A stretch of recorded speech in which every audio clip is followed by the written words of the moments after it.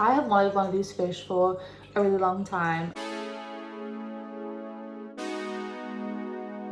It's so tiny! Hi guys, so today's video is going to be how I do my quarantine setups and an unboxing video as well, so it's a 2-for-1. The first part of this video is going to be how I set up my quarantine tanks, and the second part is going to be unboxing my new fish. Today is Monday and it's about lunchtime, and at this point of the day no one has guessed yet what my new fish is. If you follow me on Instagram, I'll pop it somewhere on the screen here, my Instagram. We've all been having some fun guessing what my new fish is and no one's guessed correctly yet, so hopefully that remains the same for when this video is posted, and it will be a big surprise what I have coming in the mail. But basically the first part of this video is going to be how I set up my quarantine tank, so stay tuned. Okay, so firstly I'm going to be showing you guys how I set up my quarantine tank. Typically I use a fairly empty tank for quarantine setups because they're already a really huge pain to clean, so I like to keep it as easy for myself as I can. So basically you see here that I have 2 tanks to choose from. I chose the smaller one on the right for a few reasons. Firstly, it's smaller so it's easier to clean, but secondly, this fish is not that big so he doesn't really need a massive tank anyway. So what I did next was grab everything that I knew I would need to get my tank started. So here we have an air pump because I really like using air stones in my quarantine setups. I also have some prime to chlorinate the water, some Easy Life, which I also use in all my tanks in all the water changes. I also have a heater here. This one is 100 watts, I believe. I usually recommend to use 1 watt per liter. So if it's a 70 liter tank, a 70 watt heater. I don't think those exist. But yeah, so this one's a little bit too big for this tank, but it should be fine. It just means that it might be jumping on and off a little bit more than recommended. I also wouldn't usually recommend using a heater for goldfish anyways, but if you're in a country that's going through winter like I currently am, it's a little bit cold at night time and the temperature fluctuates a lot, especially during August where it's warmer in the day and colder at night. So just to keep the temperature stable, I pop a heater in. It only turns on if the water temperature drops below the set temperature on the heater anyway, so it's not going to overheat and it's just a really good way to regulate temperature. So as you can see here, the fish tank I've chosen is really gross. I really struggle to move these things by myself. I worry that I'm going to break them. So it hasn't been cleaned since Cooper last used it. So the first thing I'm going to be doing is giving it a nice clean.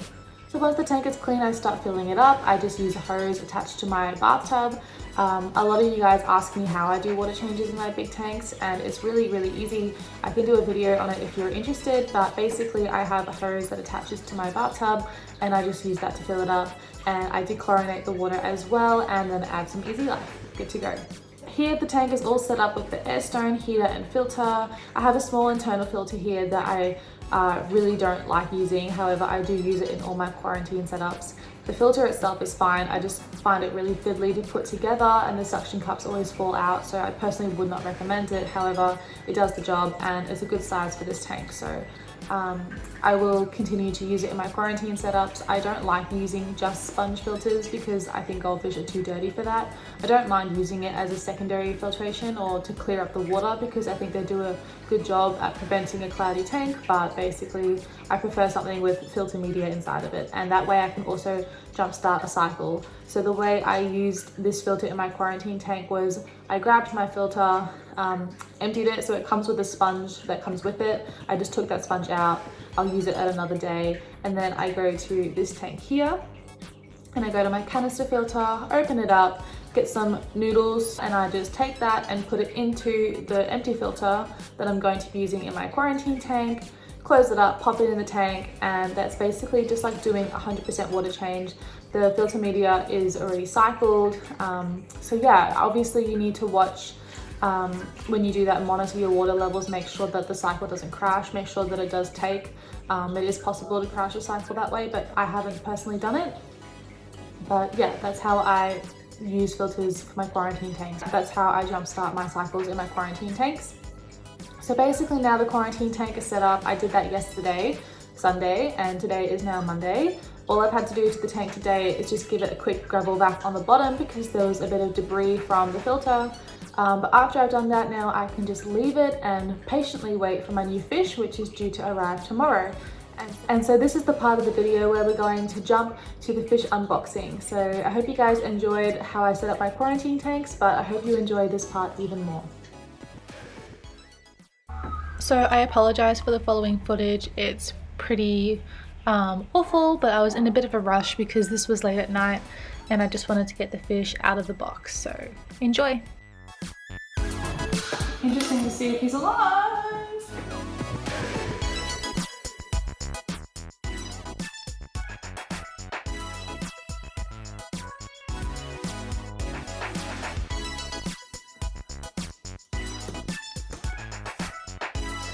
He's alive.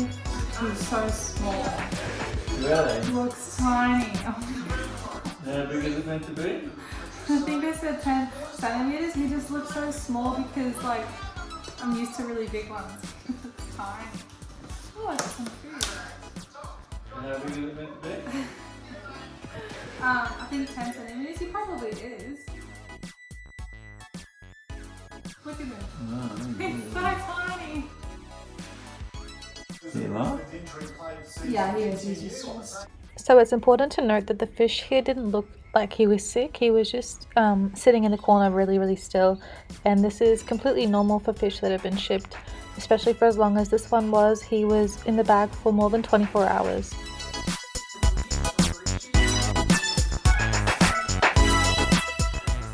But once I picked the bag up and he saw the light, he started swimming around again, and just like Gideon did, he went straight for that corner. I don't know what the thought process is behind the corner, but they always go for the corner.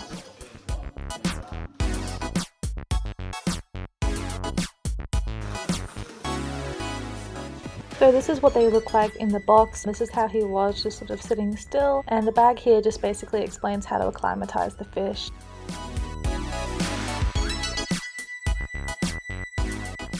It's important to acclimatize fish properly once they've been shipped overnight. You don't want to open the shipping bag because the ammonia in the shipping bag becomes really toxic once it hits the air.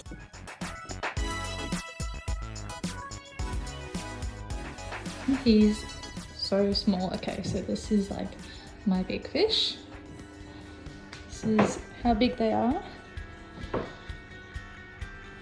Right, even this is my smallest one, and he's pretty chunky. Okay, potato is just over here. Look how small and precious. Oh my god. He's so cute. Oh my god, stop attacking the corner. Why do they always do that? Oh my god, he's so round. He's so little.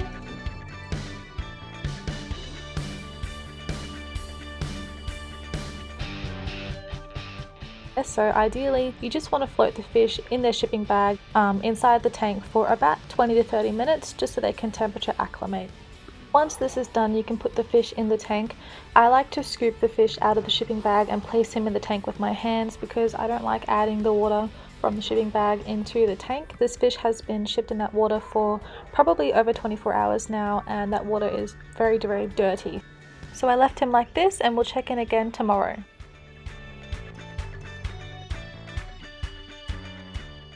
So this is this morning. Potato is just sort of lingering around this bottom corner of the tank. As you can see at the back there, I did put in some gel food. It took him quite a while until he recognized it as actually food, which is to be expected. They probably get fed different stuff back on the farm, so he probably doesn't recognize this green cube as food, but he did end up eating it, and he actually ate it in a relatively quick time, so he must have been hungry. I know a lot of fish don't really get fed the days leading up to before they get shipped, which is very normal, but it also means they arrive on your doorstep hungry. So I didn't feed him last night. I just left it until the next day so he could settle in and relax a little bit.